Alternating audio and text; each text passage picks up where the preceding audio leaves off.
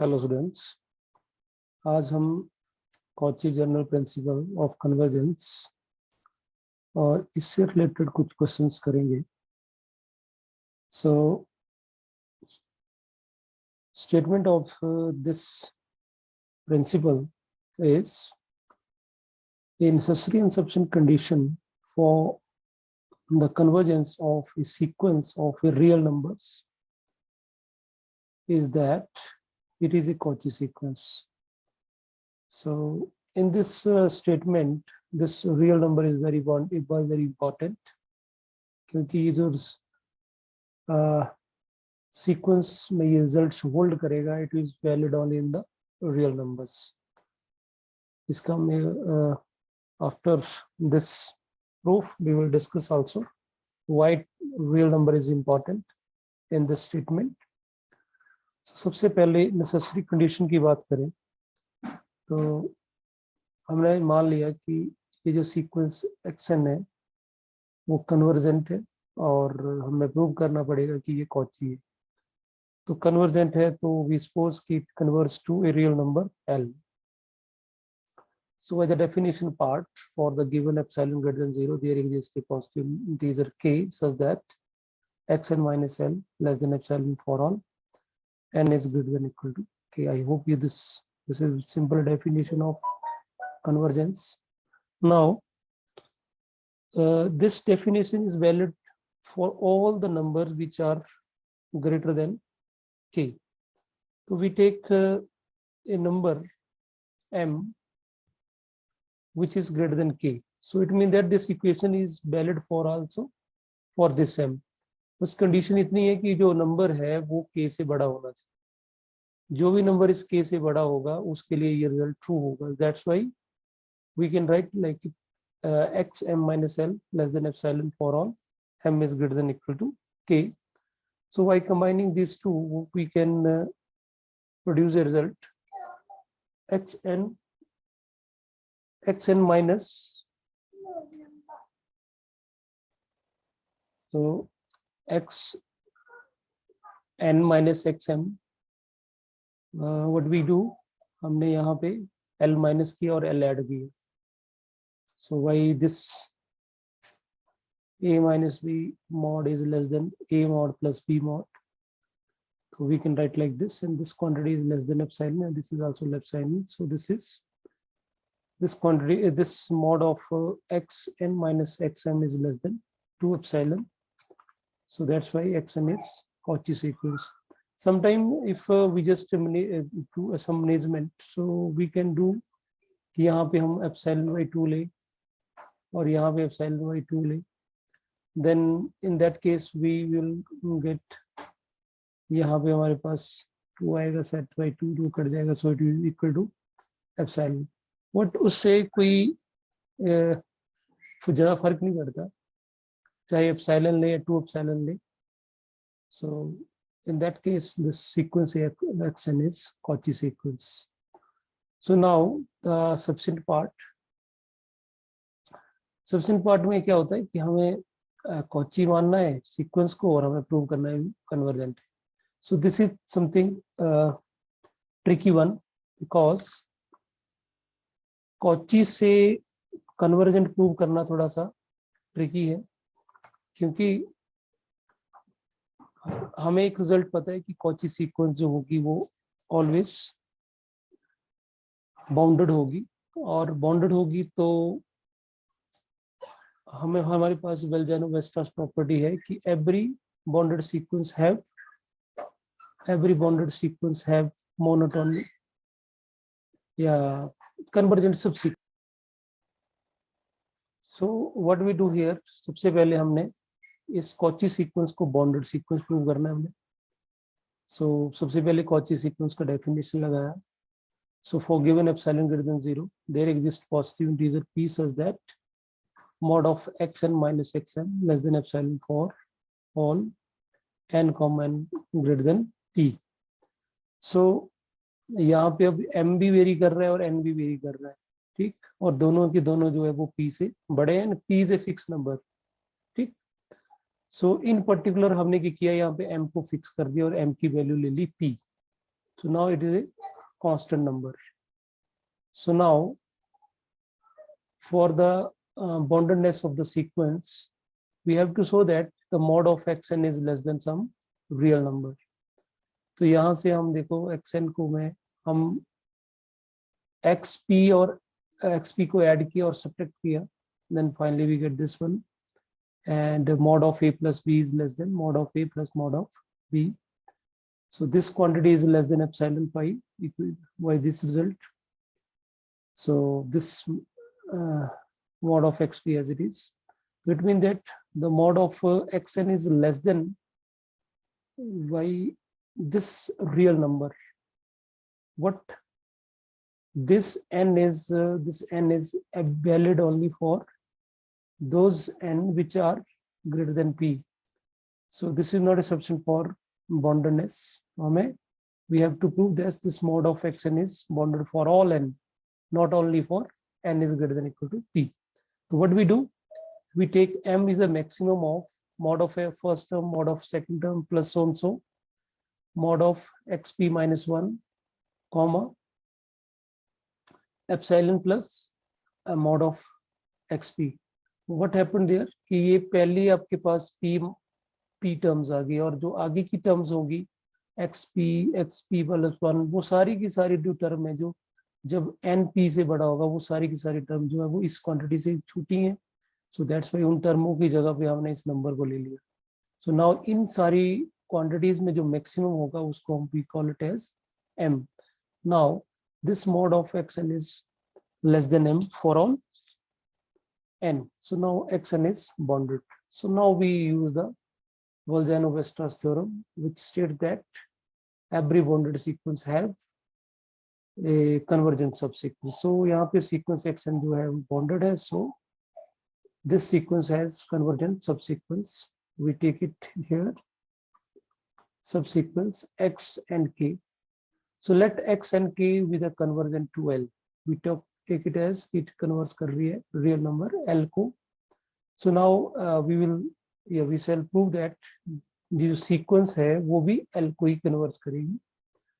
So now since this subsequence is converts to L, so by the definition of the convergence, for given epsilon greater than 0, there exists a positive integer p such that mod of x and k minus L is less than epsilon by 2 for all k is greater than or equal to p, and therefore for k is greater than p, then nk is also greater than or equal to np, and this np will be greater than p. So it means that by one first equation जो हमने starting में ये result use किया था, this one, तो ये result यहाँ पे x, ये जो आपका रिजल्ट है ये this is valid for all the number which are greater than p. So यहाँ पे यू कैन सी कि ये जो nk है, this nk is greater than p. So by using the equation 1, we can write xn minus xnk is less than epsilon by 2.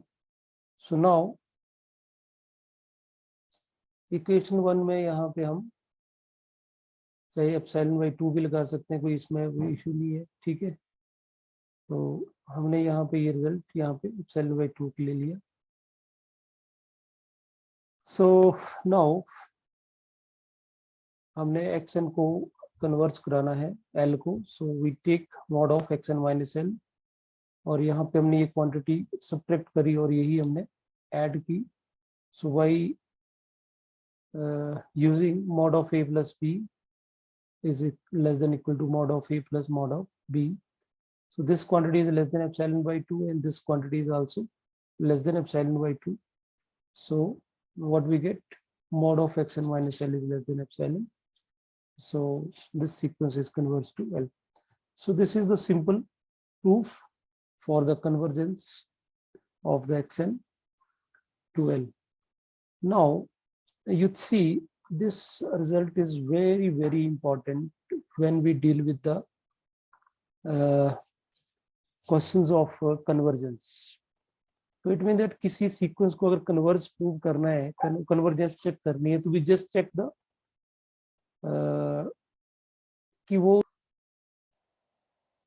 Sequence की convergence check करने के लिए हमें जस्ट हम ये चेक करना पड़ेगा कि वो कॉची सीक्वेंस है कि नहीं। अगर कॉची सीक्वेंस है तो वो कन्वर्जेंट होगी, और वो अगर वो कॉची सीक्वेंस है तो वो कन्वर्जेंट होगी, और कन्वर्जेंट होगी तो कॉची सीक्वेंस होगी। But this valid is only for real numbers. Why it's valid for real numbers? You see, there is example. अगर हमने एक सीक्वेंस ले ली 1 + 4, 1 + 4 + 1, 1.414, 1.4142, so and so. It is a Cauchy sequence of rational numbers. What it does not converge to rational numbers? क्यों? क्योंकि it will be converged to √2, and √2 is not a rational number, is a irrational numbers. So it means that कि ये जो result है ये it is valid only for real number, not for other system. या rational है या integers है उनमें ये valid नहीं करेगा result. So this is only for real numbers. Now we move to some questions. Why the application of this Cauchy general principal को कैसे यूज करना है हमें? तो सबसे पहले देखो हमारे पास ये सीक्वेंस दिया है जिसका nth टर्म ये गिवन है, और हमने इसको कॉची सीक्वेंस फाइंड आउट करना है। और अगर ये कॉची सीक्वेंस हो जाती तो फिर हम इसकी लिमिट भी फाइंड आउट, क्योंकि कन्वर्जेंट होगी। लिमिट तो डायरेक्टली यहाँ से पता लग रहा है कि लिमिट लगाएंगे तो ये चीज 0 हो जाएगी, तो लिमिट तो 8 ही आएगी। This is not a big deal. Main चीज इज कि आपको कॉची सीक्वेंस कैसे प्रूव करना है। तो सबसे पहले xn और xm हमने ले लिया, और दोनों में से एक हमने बड़ा ले लिया, so n is greater than m। तो ये definition for let epsilon greater than 0, then mod of an minus am is less than epsilon. तो what we have to do, definition में हम लोग को p ढूंढना है। we have to find that p जिससे n भी बड़ा होगा और m भी बड़ा होगा। अगर हमने ये p ढूंढ लिया तो इट मीन दैट ये कॉची सीक्वेंस होगी। What my point? तो इट मीन दैट हमें वो p फाइंड आउट करना है।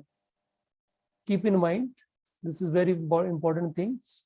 हमने ये डेफिनेशन लगा रहे हैं, तो we have to find that positive integer p। वो p अगर फाइंड कर लेते हैं हम, अगर p को एग्जिस्ट करता है तो it mean that it will be Cauchy sequence. तो ये रिजल्ट लिखने से कॉची प्रूव नहीं हो जाएगी। We have to find that p। Let's see how can we find that. सबसे पहले an लिखा हमने यहाँ पे, और ये लिखा am। सो सब्ट्रैक्ट कर दिया दोनों को, इज लेस देन एप्सिलॉन। तो ऑब्वियस है यहाँ पे देखो n जो है वो m से बड़ा है।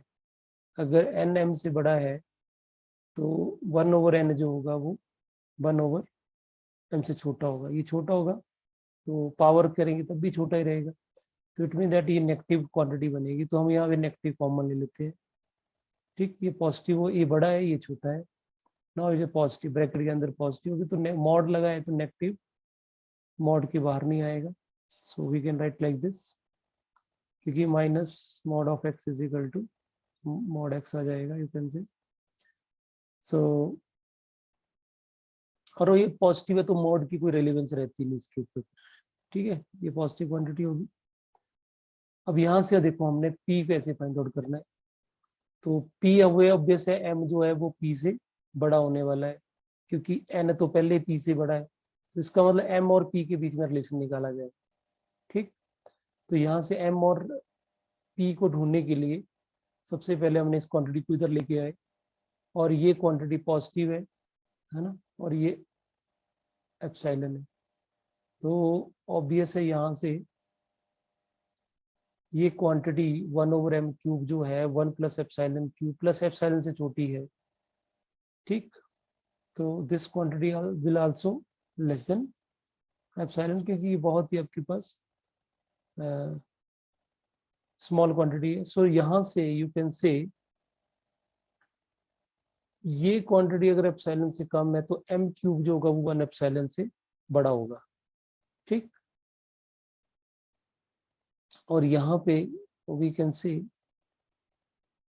कि m जो होगा 1/3 ऑफ 1 एप्सिलॉन से बड़ा होगा।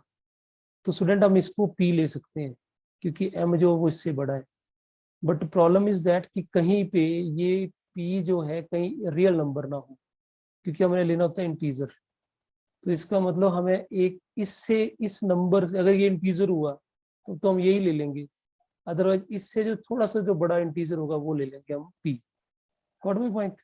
ये मैं रिपीट कर रहा हूँ, देखो हमारा सारी जो है ये पूरा जो हम कर रहे हैं स्टेप्स, ये ओनली फाइंडिंग दैट p।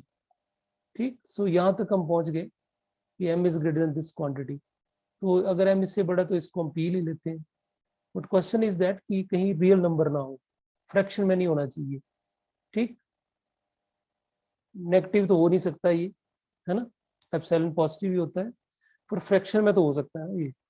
तो हमने क्या लेना है,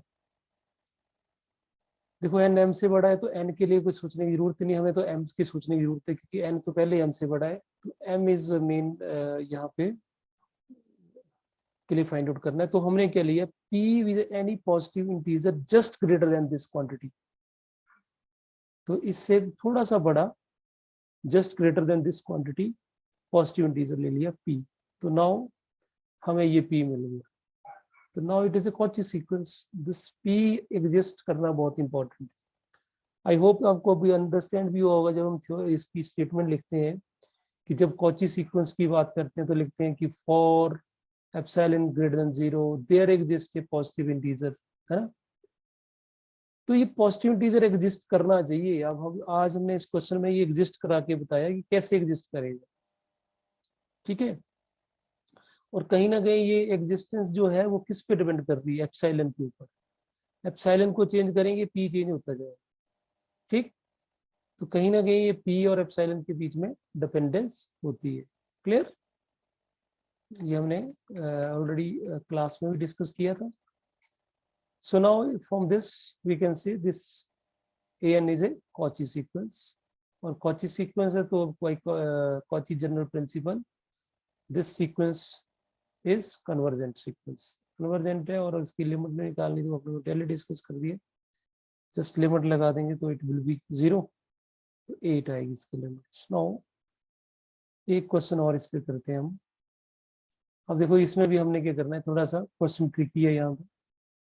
ये सीक्वेंस का nth टर्म थोड़ा बड़ा दिया हुआ है इसमें, और हमें शो करना है कि ये कन्वर्ज कर रहा है। अब यहाँ पे डायरेक्ट लिमिट लगा के तो हो नहीं सकता क्वेश्चन ये।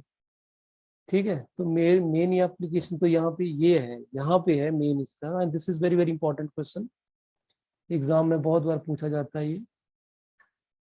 सो क्वेश्चन की बात करें तो ये आपका पेपर में सेकंड सेक्शन का सेकंड लास्ट जो लास्ट क्वेश्चन होगा उसमें ये क्वेश्चन पूछा जाता है, क्योंकि फर्स्ट क्वेश्चन तो आपका कंपलसरी होता है।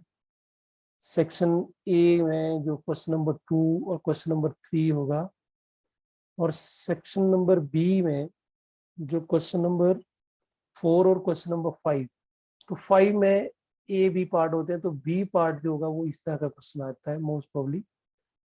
ठीक, तो फिफ्थ क्वेश्चन जो होगा सेक्शन बी का, उसमें ये क्वेश्चन एक्सपेक्टेड है। ठीक, या ये जो मैं नेक्स्ट एक और क्वेश्चन बताऊंगा, दोनों में से एक क्वेश्चन एग्जाम में जरूर पूछा जाता है, तो सीट केयरफुली। तो सबसे पहले देखो हमने ये ले ली इसकी nth टर्म, nth टर्म थोड़ी बड़ी है इसकी, और ये इसकी हमने nth टर्म लिख ली। नाउ सेम पिछले क्वेश्चन की तरह हमने n यहाँ से m से बड़ा ले लिया। नाउ डिफरेंस दिस सेम, कोई इशू नहीं है इसमें। अब यहाँ पे ऑब्वियस है n बड़ा है, तो जब ये हम इसको स्प्लिट करेंगे तो यहाँ कहीं बीच में m भी आएगा, क्योंकि m बड़ा है, n बड़ा है, तो वो किस काउंटिंग में पहले m आएगा फिर n आएगा। तो यहाँ पे जैसे इसको मैंने थोड़ा सा बीच में एम्स की टर्म में लिख दी, तो 1/m² आएगा, फिर 1/m+1 का स्क्वायर आएगा, प्लस फिर n² आएगा, और ये टर्म तो एज इट इज। तो ये टर्म सारी की सारी इसके साथ क्या हो जाएगी, कैंसिल आउट होगी, ये टर्म इसे कैंसिल आउट होगी। तो what we left with this quantity. अब ऑब्वियस है m पॉजिटिव ही है, क्योंकि m हम पॉजिटिव है तो नाउ ये सारी टर्में पॉजिटिव होंगी, n भी पॉजिटिव होगा, तो इस मॉड का कोई ज्यादा रिलेवेंस रहता नहीं, तो मॉड हमने हटा दिया यहाँ पे। Now see very useful step. अब स्टूडेंट देखो m और m+1 में और m+1 इंटू m+1 में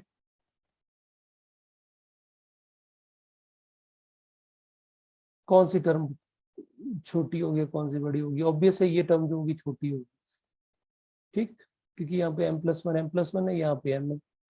लेकिन जैसे हम क्या करेंगे, यहाँ पे रेसिप्रोकल लेंगे, तो व्हाट वी गेट 1+m का स्क्वायर, मतलब ये टर्म जो होगी वो आपकी छोटी बन जाएगी 1/m+1 से।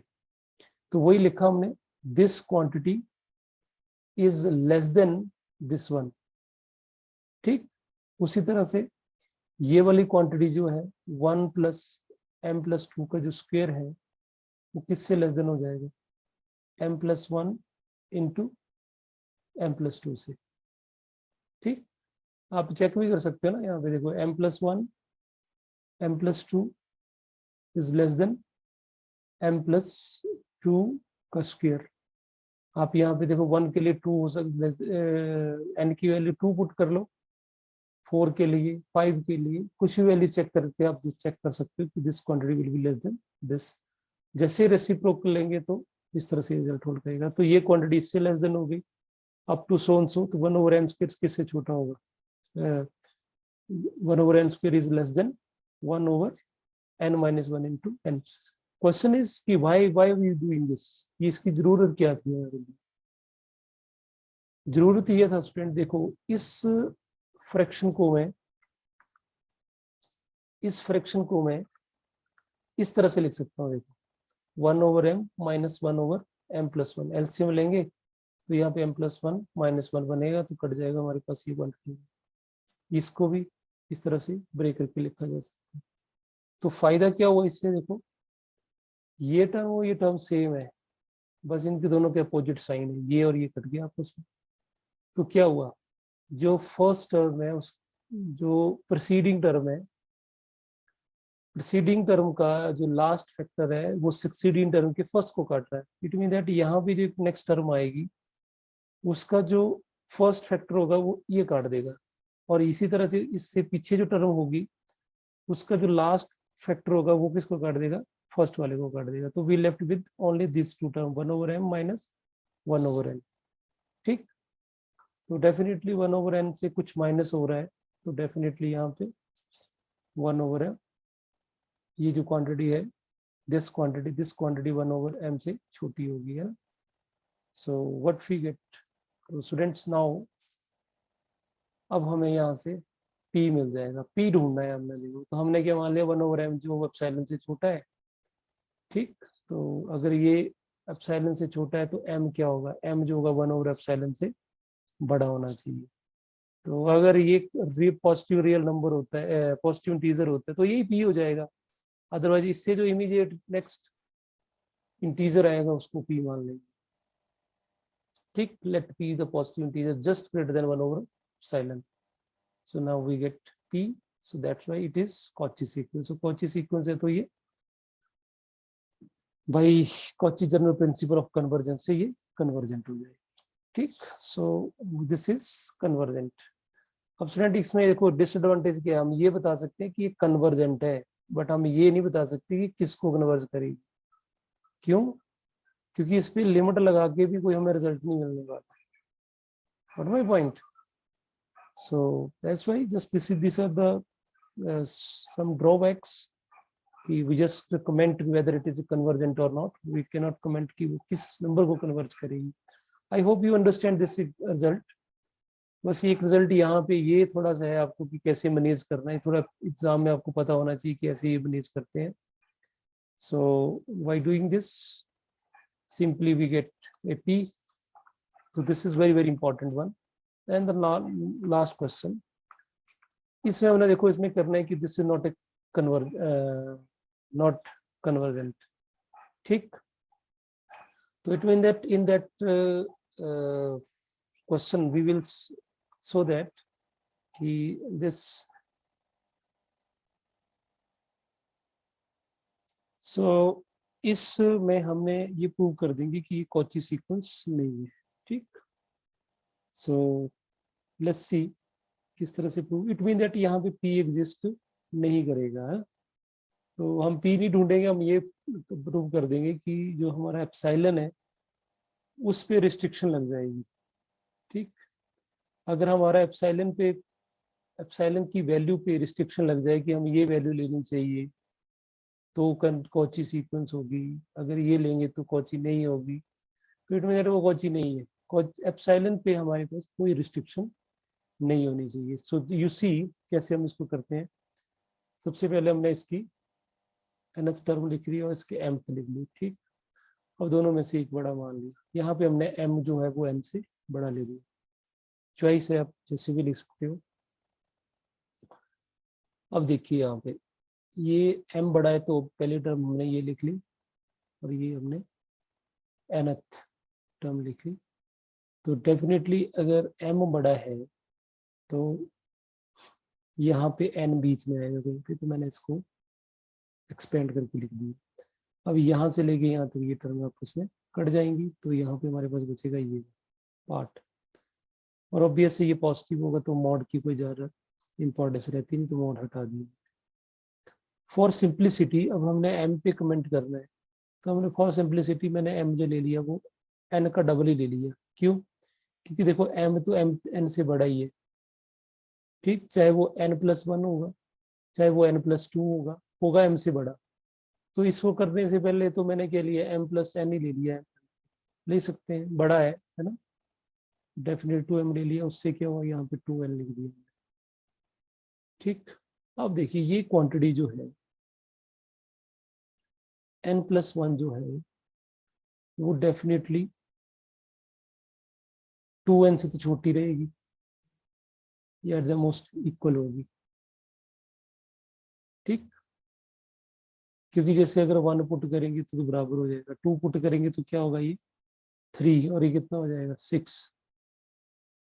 4 सॉरी, 2 पुट करेंगे तो ये 3 बन जाएगा और ये बन जाएगा 4। 3 4 से कम नहीं होता है। उसी तरह से हम 3 पुट करेंगे तो 4 बन जाएगा, ये 6 बन जाएगा। तो it mean that n+1 is less then 2n। जब जैसे इसका हम रेसिप्रोकल लेंगे तो 2n जो है 1+n से छोटा हो जाएगा। ठीक, 1+1/n+1 is greater than 1/2n। उसी तरह से ये रिजल्ट हम n+2 जो है वो छोटा होगा 2n से। और कब होगा, जब n की वैल्यू हम 3 पुट करेंगे। ठीक है, 2 पुट करेंगे, 2 पे बराबर हो जाएगा, 3 पे छोटा हो जाएगा, तो फिर n+2 जो है वो ग्रेटर देन हो जाएगा 1/2n से। तो हमने ये क्वांटिटी जो है वो इससे बड़ी है, ये लिख दिया हमने, this quantity is greater than 1/2n up to so so, और ये तो बराबर ही है।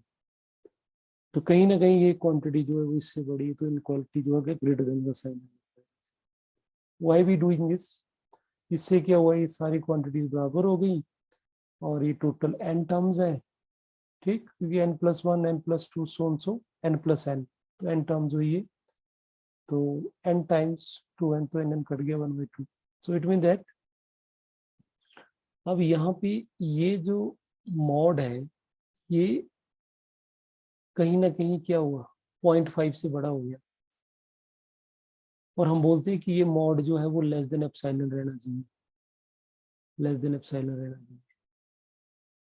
तो इसका मतलब ये लेस देन एप्सिलॉन कब रहेगा, लेस देन एप्सिलॉन तभी रहेगा जब अगर हम एप्सिलॉन जो है वो 0.5 से क्या ले, ज्यादा ले, मतलब एप्सिलॉन हमें लेना पड़ेगा 0.6, तभी आएगा लेस देन। ठीक, या 0.7। इसका मतलब एप्सिलॉन की वैल्यू कहीं हमने 0.001 ले ली तो ये फिर लेस देन ही रहेगा, क्योंकि इसकी वैल्यू 0.5 से बड़ी है। तो इसका मतलब हमें कहीं ना कहीं रिस्ट्रिक्शन लग गई एप्सिलॉन के ऊपर। जब एप्सिलॉन के ऊपर रिस्ट्रिक्शन लग जाए इट मीन दैट वो रिजल्ट इन जनरल नहीं हो सकता कभी, so it mean that it is not A Cauchy sequence. One more thing देखो, अब यहाँ पे मैंने 2m जो लिया वो 2n लिया, मैं यहाँ पे 2n की जगह 3n ले सकता हूँ।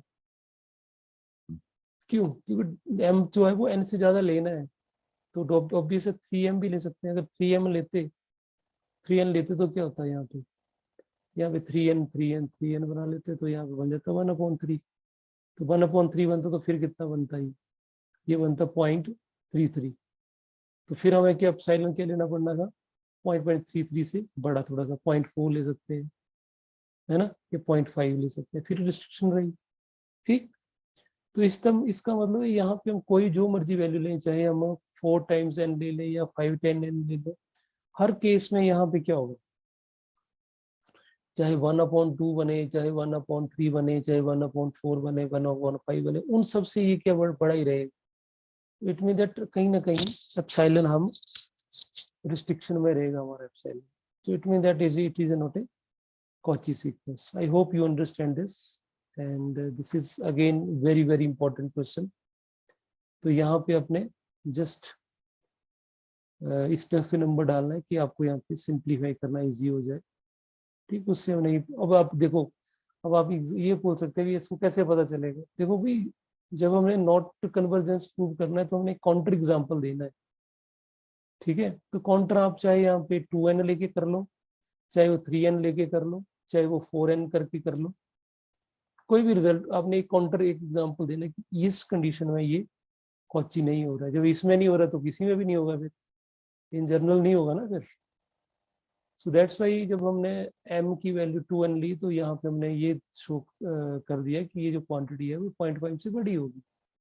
0.5 से बड़ी होगी इसका मतलब एप्सिलॉन जो हमारा 0.5 से छोटा नहीं होगा। अब नहीं होगा तो जब एप्सिलॉन के ऊपर रिस्ट्रिक्शन होगी तो इट मीन दैट को कॉची सीक्वेंस नहीं होगी। अगर कॉची सीक्वेंस नहीं होगी तो कॉची जनरल प्रिंसिपल से क्या प्रोडिक्ट कर सकते हैं कि ये फिर कन्वर्जेंट भी नहीं होगी। तो students these the 2 questions very important, और वीडियो में एक प्लस पॉइंट ये रहता है कि आप उसको आगे पीछे रिवाइंड करके देख सकते हैं, और इसी तरह से कोई और रिलेटेड जो क्वेश्चंस होंगे यू कैन टेल मी, मैं आपको उसके वीडियो डालूंगा। और आप इसको ना सब्सक्राइब कर लें तो जैसे मैं वीडियो डालूंगा आपको नोटिफिकेशन आ जाएगी। सो फिर भी कोई डाउट होगा तो आप मेरे को कमेंट कर सकते हैं वीडियो में। Thank you.